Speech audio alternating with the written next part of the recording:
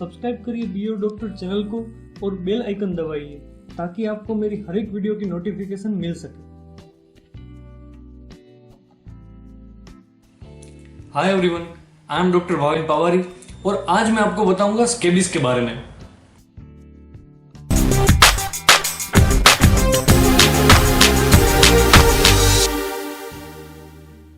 Scabies एक contagious disease है, मतलब कि आप अगर इन्फेक्टेड पर्सन्स के कांटेक्ट में हो तो ये डिजीज आपको हो जाता है, और अगर आप उसके क्लोथ्स, बेड लिनन, टॉवेल उसके भी कांटेक्ट में हो तो भी ये डिजीज होने का चांसेस रहता है।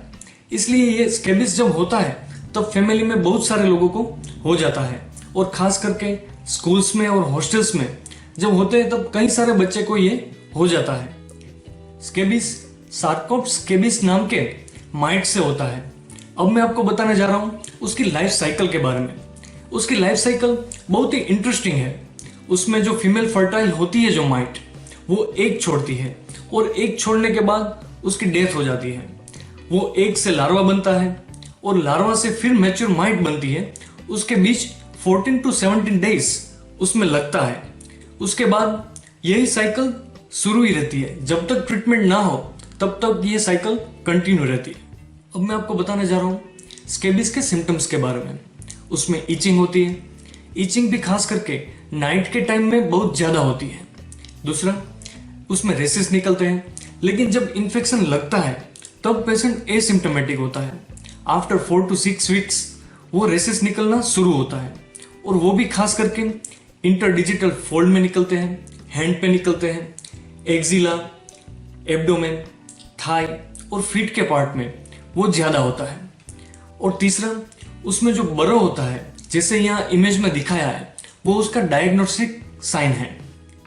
स्केबीज की कॉम्प्लिकेशन में सेकेंडरी इन्फेक्शन हो जाता है और एक्जिमेटस इन्फेक्शन भी लग सकता है।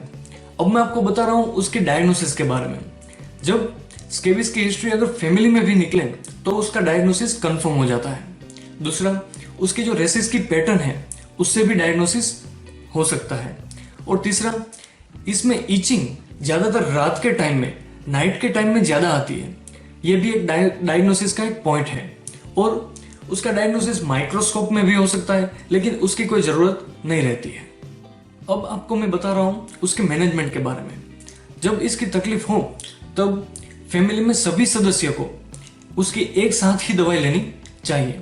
किसी को अपना क्लोथ्स, अपना टॉवेल्स दूसरे से शेयर नहीं करना चाहिए। और टॉवेल्स, क्लोथ्स, बेड लिनन वो डे टू डे वो वॉश करना चाहिए और आयरन करके ही यूज़ करना चाहिए। अब मैं आपको बता रहा हूँ उसकी ट्रीटमेंट के बारे में। उसकी ट्रीटमेंट में स्केबीसाइड लोशंस आते हैं, क्रीम्स आती हैं, स्केबीसाइड सोप्स आते हैं, वो दिए जाते हैं। उसके लोशन नेक टू टो लगाना चाहिए।